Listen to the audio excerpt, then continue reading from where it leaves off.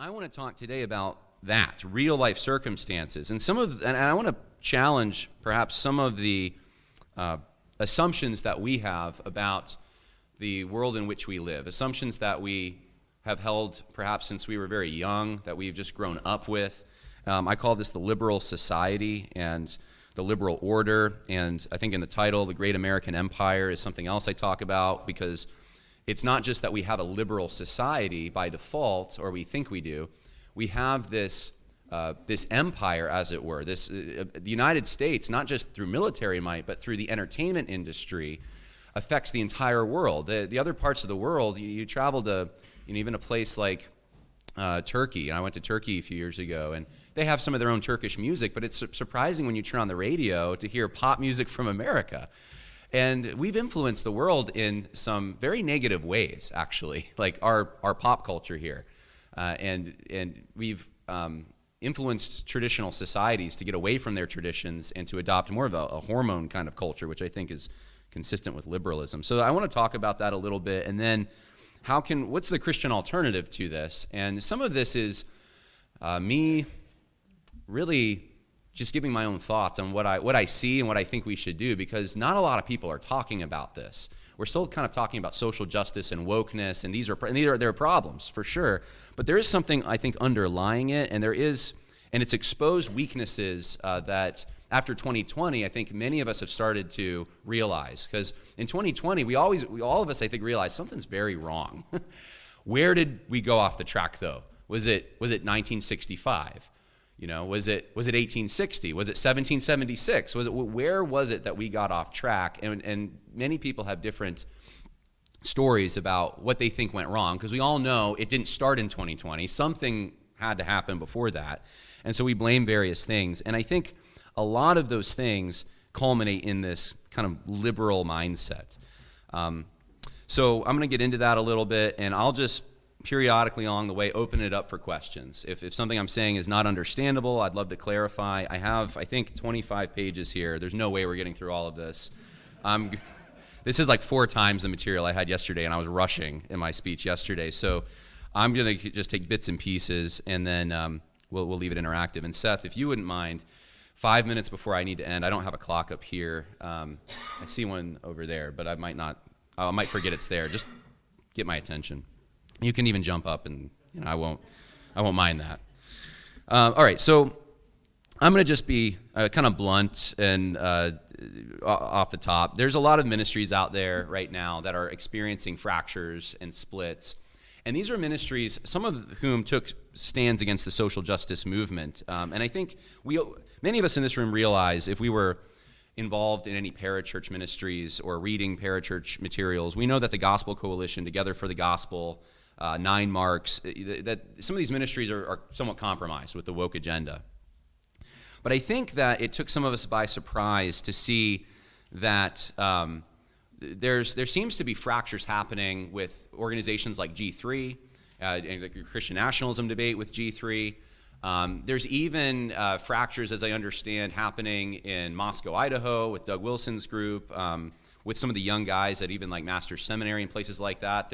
And a lot of this has been channeled into, well, it's Christian nationalism versus what? And that what is what I want to talk about. What is Christian nationalism threatening exactly?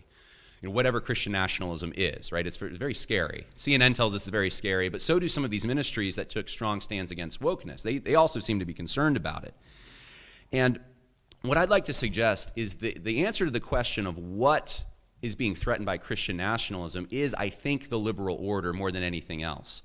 I don't think, this is my opinion, I don't think it's biblical fidelity. I don't think it's threatening the Word of God somehow. I think it's threatening our assumptions about where we live. So individualism, the neutral society that as Americans we all think that we should, religious pluralism essentially. It threatens that. It threatens that order that we've all come to expect from our country. And I think with social justice, it was easy for us, some of us at least, harder for others, but for many of us in this room, it was easiest for us to see that was a problem because we had some Cold War era stuff to kind of pull on. And I guess I'm the last generation. I was born in '89, so when I was growing up, when I was a little kid, like the Rocky movies were popular and like really Soviet stuff, Cold War. There's still sort of the semblance of that. And if you're older than me, you remember the Cold War era. And so when wokeness came up, it was sort of easy to make these comparisons and say, well, it's just like the Soviets, right? They're communists. That's what they are. They're Marxists. And so we kind of readily, I think, adopted that and thought, oh yeah, those are the bad guys. But the interesting thing, I've read a number of books on this recently. One of them is Rizard Lugato's book, The Demon in Democracy. The Demon in Democracy. I recommend that book. I think he's Roman Catholic. I don't think he's a Christian, but he came from an Eastern Bloc country. And this is his interesting observation. He says that when he talks about liberalism, like Western liberal democracy versus the communism he grew up in. And he said they're both pretty similar in some ways. He noticed that there's a lot of similarities. And one of the things he said, he's like, in both systems, they're all-encompassing ideologies, and the world was, quote, like a machine to be perfected by new inventions that could free people from an oppressive past. So that's liberalism. That's also communism. They're doing very similar things here. He said he talks about that in Western democracies, you have features such as the democratic process, now venerating minorities, free sexual expression as being like features now to what it means to live in a Western democracy. And people are required to replace whatever older obligations they have to allegiance to a certain political system. This is why you hear the left always talking about Trump threatens democracy. And you're thinking, how? You guys are the ones that rigged. Is this on YouTube? You're the guys that rigged the 2020 election. I'm just going to say it. Trump won. Anyway, you guys threaten democracy, but Trump is very scary. He's threatening democracy. They have such an allegiance to, and Nancy Pelosi said on January 6th, those Christian nationalists threatened the temple of democracy. That's what she called it. A temple? This is just religious language that's being employed here. What is this? Communists deified the state, but a lot of these liberal types, they're looking at the state in very similar ways and expecting from the state things that you would expect in a communist dictatorship. Whenever we have a disaster, a natural disaster, who are the gods we cry out to? FEMA. FEMA's where it's not National Repentance Day. Maybe God's judging us. That used to be in America. That was the assumption was God may be judging us. We better pray. We better repent. Now it's the government's not doing enough for me. Government's not acting fast enough. George W. Bush wants black people to die. Remember that? Because FEMA didn't come in enough. Government is God. And we're not in Soviet communism. We're in supposedly Western liberal free democracies, and yet we see the walls closing in around us. So there's a number of really good books on this. I can recommend more if you're interested in diving further, but there's some of these kind of similarities. I'm going to just give a few examples from both conservative and Christian, conservative organizations or speakers and Christian ministries where to make this concrete for you. Let me just give you an example, first of all, from about religious pluralism. So in 2007, some of you might remember this, Mitt Romney was running for president, and he happens to be a Mormon. Do you remember this? Some people had a problem with that, right? He's a Mormon. I don't want to vote for a Mormon. So he gave this speech down in Texas. I think it was at the George Bush Library or something. But I remember Rush Limbaugh called his speech uplifting, optimistic, and inspiring. Sean Hannity thought it was unfortunate that Romney had to defend himself against people who were attacking religion by harboring reservations about the possibility of a Mormon president. And so the conservative, kind of political conservatives were all in line with what Romney was saying. But if you listen to the speech, what he said was that that America had a political religion, a commonly shared political religion, no matter who you were, because we have a religiously neutral common creed that privatized our religious beliefs and was the glue that kind of made us stick together. And so freedom of religion becomes like the American thing, right? Well, the issue that I see with this is that freedom of religion, when we talk about it, I think often what we mean is freedom to worship God according to the dictates of your conscience. But it's God, right? That's the freedom to worship God. He gives us a responsibility to worship him, so we should have the freedom to worship him. But what Romney's talking about is that actually there's this, we can have any religion in the United States. It doesn't really matter which religion it is, as long as the people who practice that religion don't take it too seriously, because they have to have this common creed that all Americans share, which is religious neutrality. And so this conservatives kind of all bought into this, but this wasn't historically an American thing. We were always pan-Protestant. We were always a Christian country in the sense that our social mores came from Christianity. We had some toleration going on with religious minorities, but we were generally Christian. And this worked out especially on the state level. 9 of the 13 colonies that were parties to the Constitution were overtly Christian. They had state churches, essentially, or religious requirements. And every single one of them, and I've looked at all their royal charters and their constitution, they were all overtly Christian in their founding documents. So, what is this common creed that says Christianity doesn't really matter? Doesn't really matter. The religion doesn't matter because we all share this other thing in common that societies never used to have. You see this also with immigration. We used to have a very Anglo-Protestant culture, and this was really the glue that kept us together. But now it's kind of like disembodied ideas are supposed to keep us together. So Ted Cruz, Paul Ryan, both say things like, we are a nation of immigrants, to promote the idea that immigrants are crucial for our economic well-being. They share it because they share our belief in freedom. So it doesn't matter, they may speak a different language, they may have a different religion, they may have a different culture, they may have different ways of living, but because if they believe in freedom, whatever that is, then we should allow them to come in. At least, Republicans are, who says this? I don't remember who it is, so I don't want to plagiarize, but someone did say, and I heard it recently, that I think it was Steve Dace, Republicans are just Democrats doing the speed limit, right? So it's like we're against illegal immigration, but but immigration's great, even in large numbers, as long as people share freedom.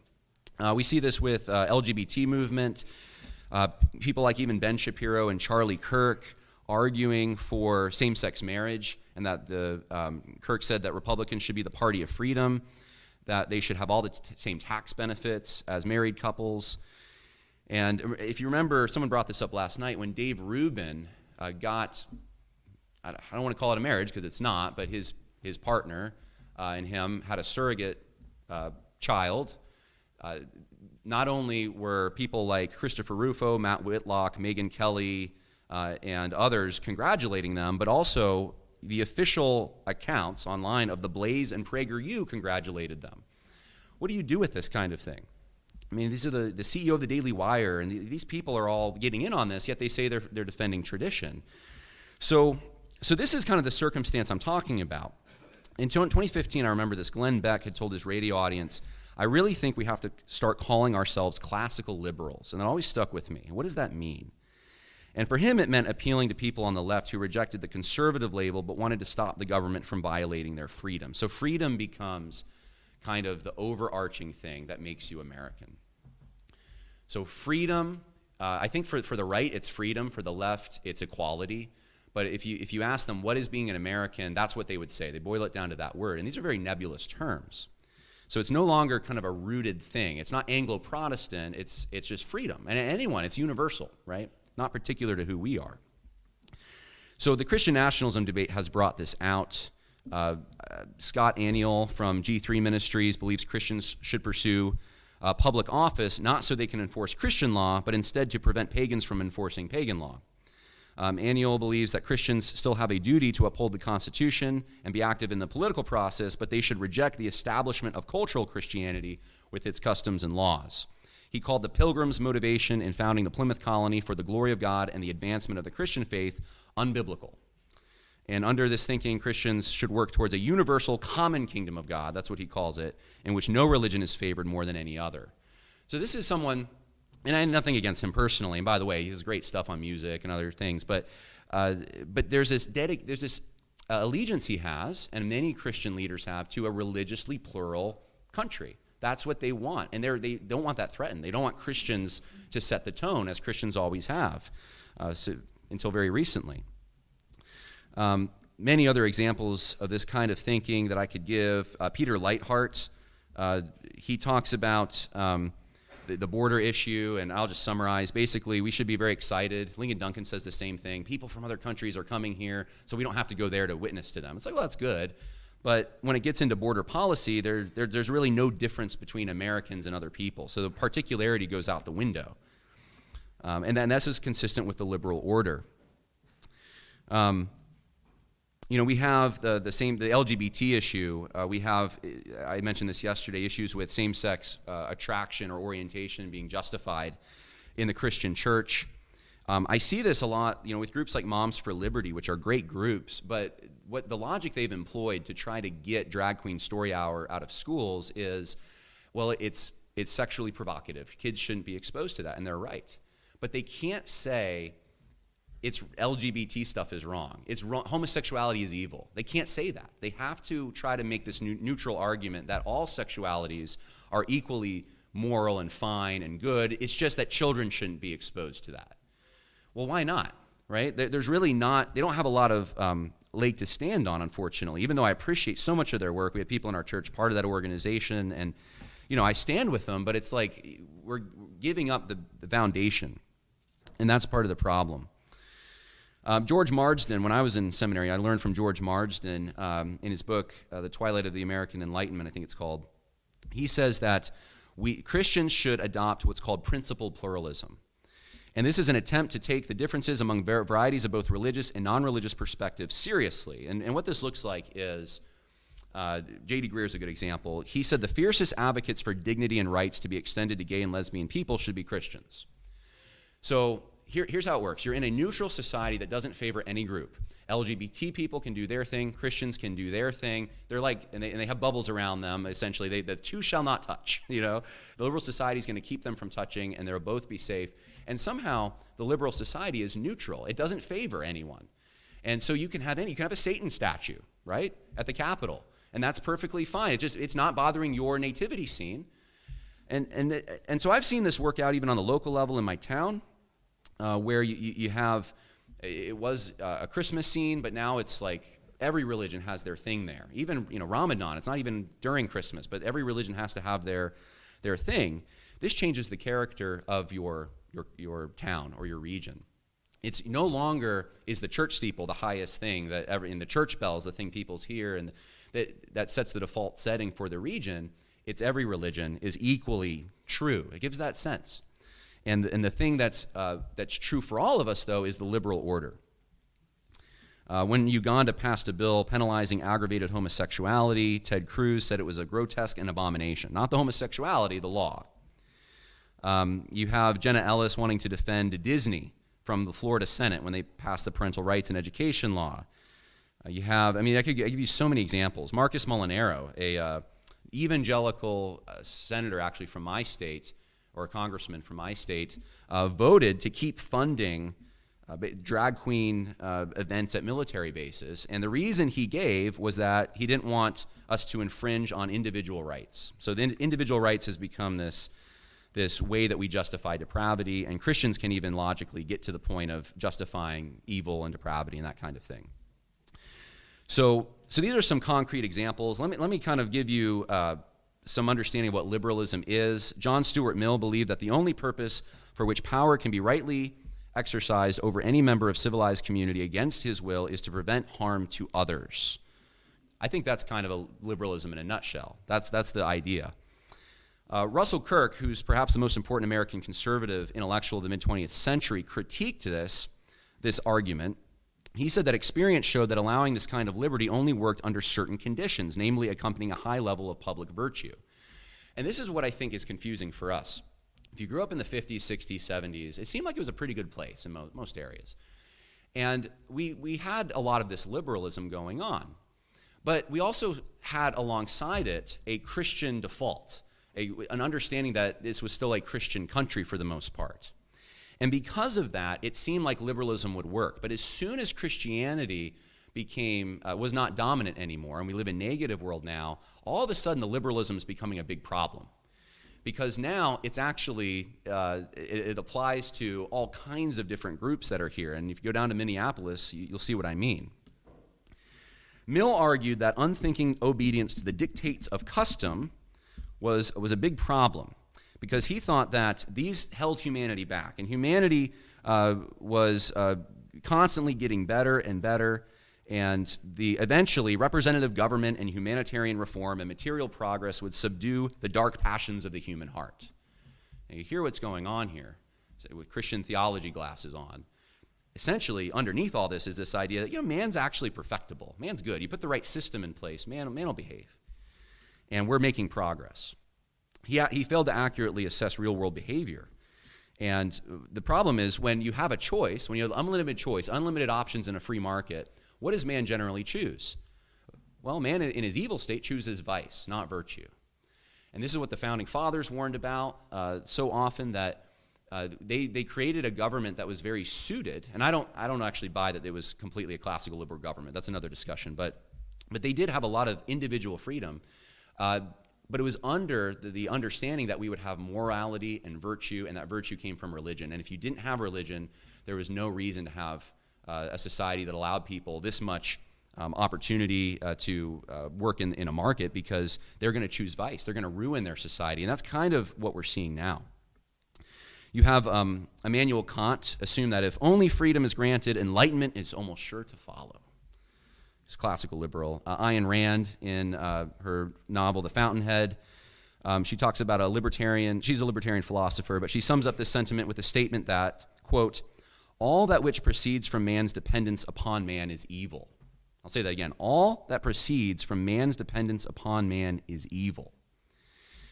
So we should never depend on anyone. You're born as a blank slate. You have no connections to anyone, no obligations to anyone. You're an autonomous individual.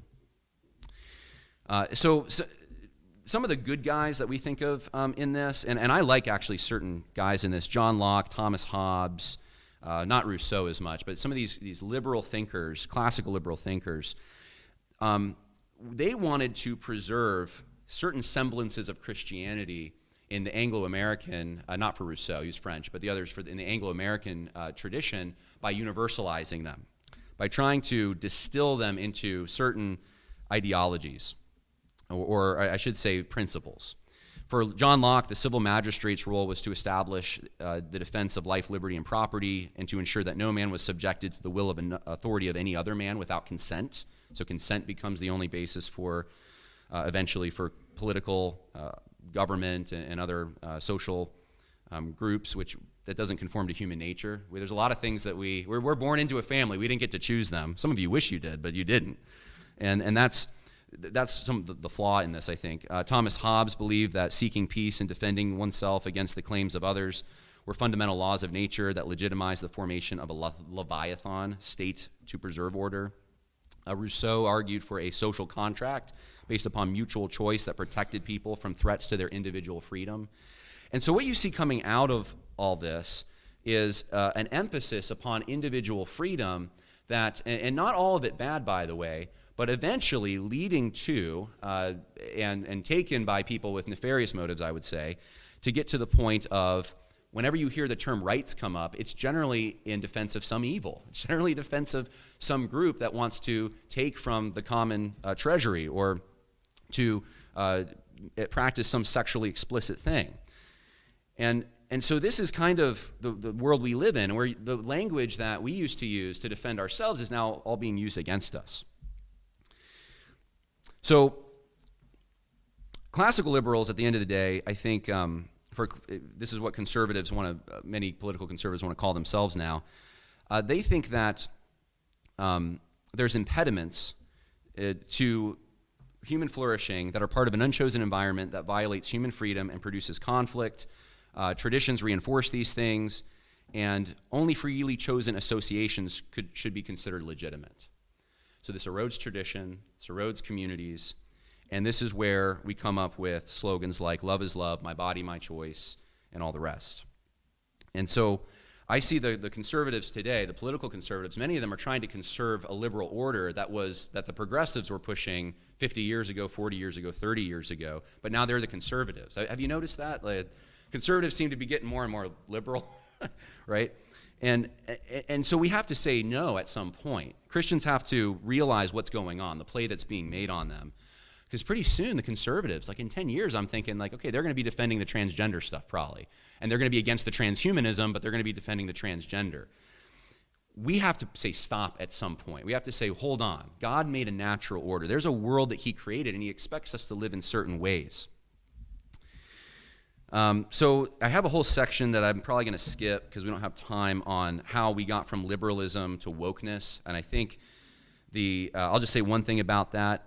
The modern state promotes individual interests over local communities through policies like open borders, subsidized access to schools, medical services, and housing, as well as loosening sexual morals through no-fault divorce and same-sex marriage ceremonies. This is all part of the liberal order.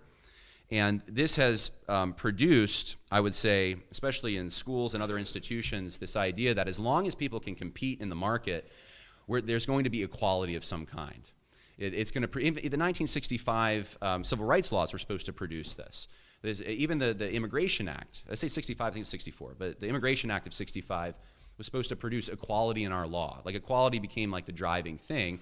As long as people had a choice, they could be equal. And the problem is that didn't happen. And this is where you get critical race theory coming up and saying, hold on, all these promises of, we're gonna be more equal and we're gonna have success and stuff, we're not. We're worse off now than we were before. And we demand equality. We want it now. And so this drives you into the woke agenda because it sets you up for it, essentially. So here's what I just want to talk about a better approach to this, since we don't have a lot of time, and then I'll take some questions. Actually, you know what, let me take some, if anyone has questions about what I've said, let me take those now, and then let me talk about a Christian, what I think would be a better approach. In the back.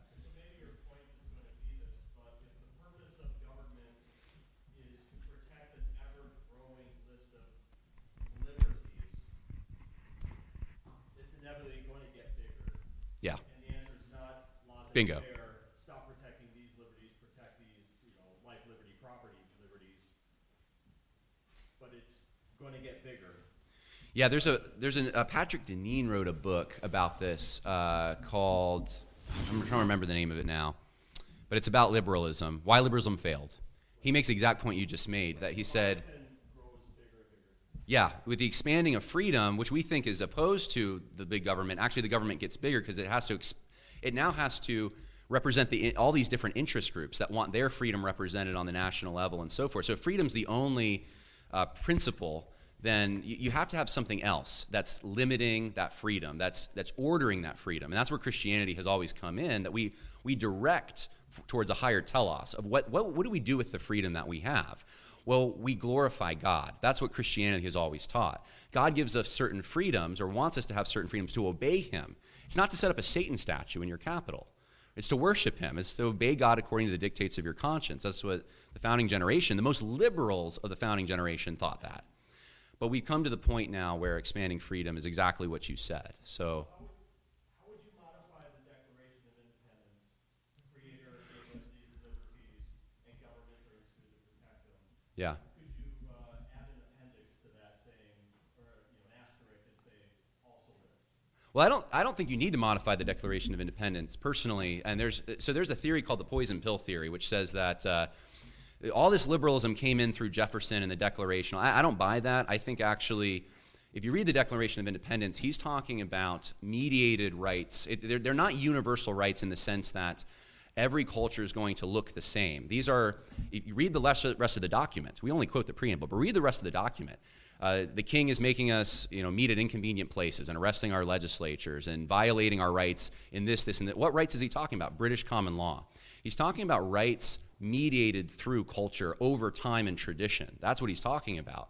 And if you understand that, the Declaration of Independence doesn't become a universal kind of revolutionary document for all peoples everywhere. It becomes a very specific document for a specific time, a specific set of circumstances. And I think it's perfectly fine to leave it in that particular set of circumstances. But it's been used now. The left uses it all the time they always quote it every time there's a new interest group that wants rights or something. So I wouldn't modify it. Well, it's not law. It's not the Declaration. It's a divorce, national divorce, paper. Essentially, it's a secession document. That's what it is. It's not a. It's often like it's one of the founding documents, but it's not like the left wants to make it, and just the preamble of it, like the biggest thing, the most important thing in our history, and then they want to universalize it. And it's an important document for sure, but I think we have other founding documents. We never talk about the Articles of Confederation, even though that was in the same, it's founding document. We never talk about the Anti-Federalist Papers. We talk about the Federalist Papers sometimes. We don't, the Constitution, we only hear bits and pieces of it that suit the left's agenda. So yeah, I think I would probably say, well, it's not, that preamble and the way it's interpreted, not as important as some of the other documents. But I saw one up here.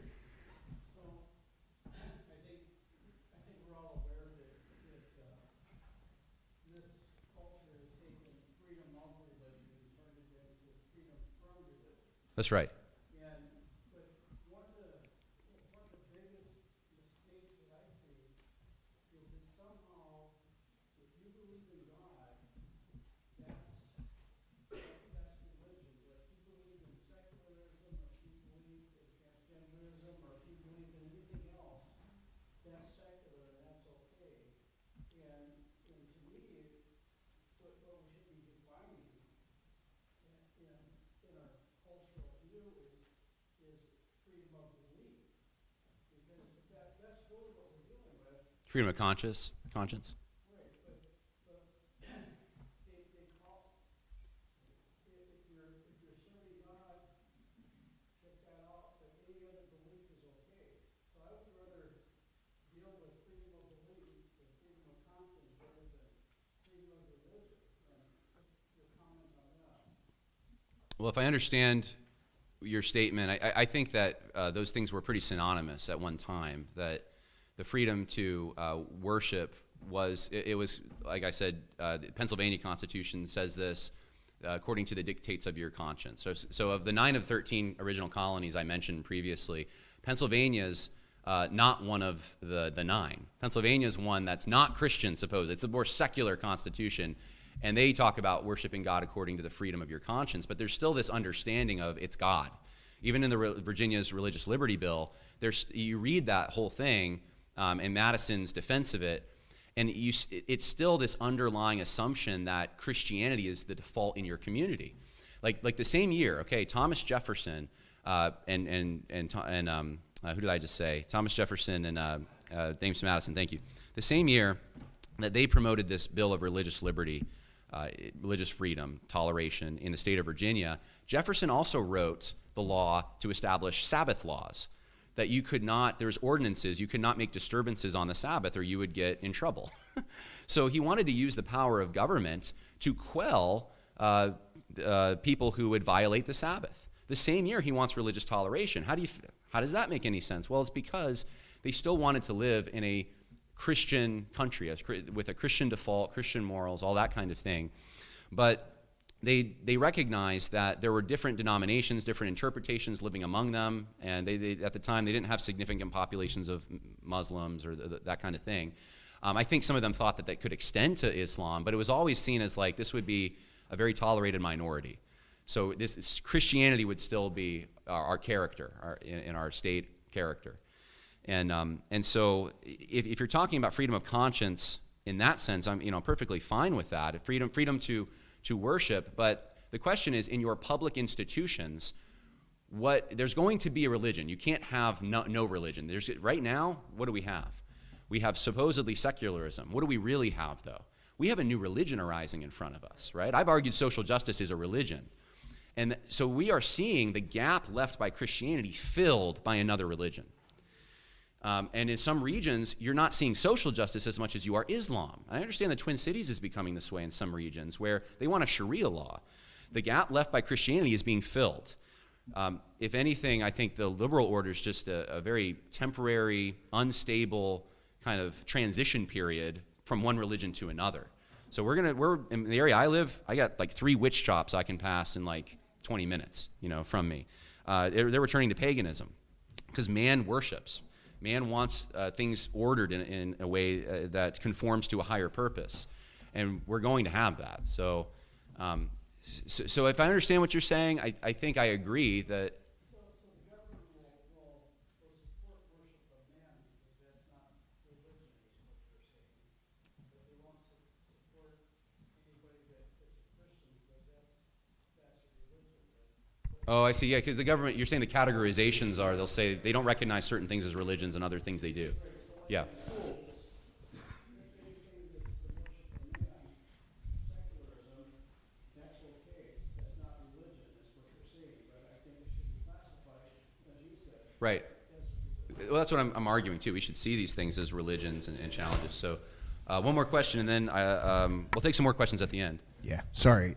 No, you're good. This might be long, but I hope it's not. My question isn't, but the answer. So practically, what would we do to, as just individuals here or within a church, to right the ship, and is it even too late? No, I'm glad you asked. That's what I was going to get to, and then we'll go to much more time do we have?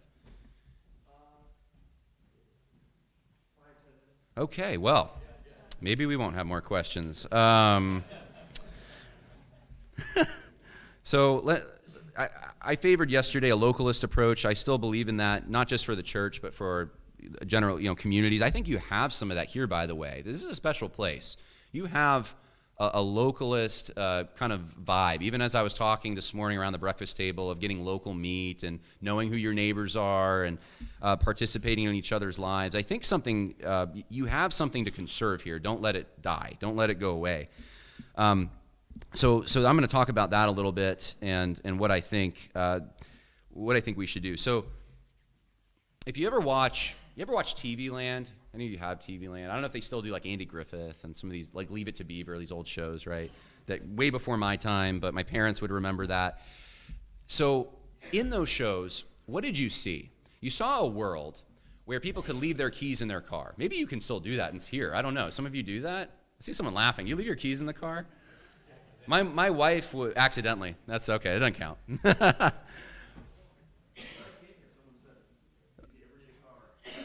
Yeah, just go get mine. Yeah. Well, I remember we moved to Virginia. We come from New York. My wife is like, she's shocked that there's people who still in rural areas leave their keys in their car, right?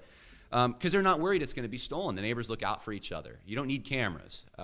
It's a high trust society. That's what it is. Well, that society is practically gone with the wind, right? There's certain pockets here and there where you have high trust societies, but overall, that is dying. And the question is why. I think the liberal order has a lot to do with this, and the maintenance of vice and the expanding of privileges for vice and pornography and these other things. And the way that people, I think on an individual level, their identities now, because of broken families and moving all over the place and so forth, you have video game forums, Comic-Con events, a shared allegiance to various performers that seem to fill the void left by broken families. So people are kind of like creating false communities, they're not real, around other things other than God's created order. Not the way God designed it. They're like furries. You ever heard of a furry? Okay? Like they're finding their identity in these really weird things that you think, where'd that come from? Well, where it came from is the family was broken down, and if only the individual is the most important thing, and your choice and your participation in an unlimited array of choices, then you're going to find your way to people have these niche little interests. And not wrong to have hobbies and to share those, but those aren't your primary identities, and that's kind of the point.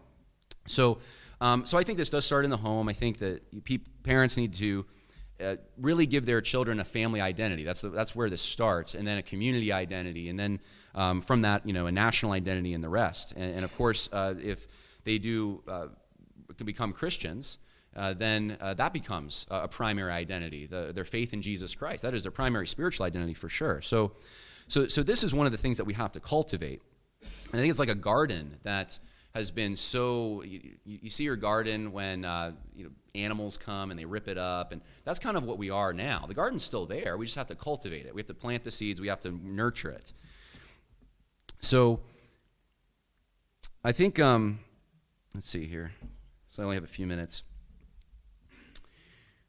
I think one of the things that we have to be careful of is cultivating too much of a separatistic instinct. We need to be separate from the world, and the world means the world, the flesh, and the devil. That's what I'm talking about, not culture necessarily.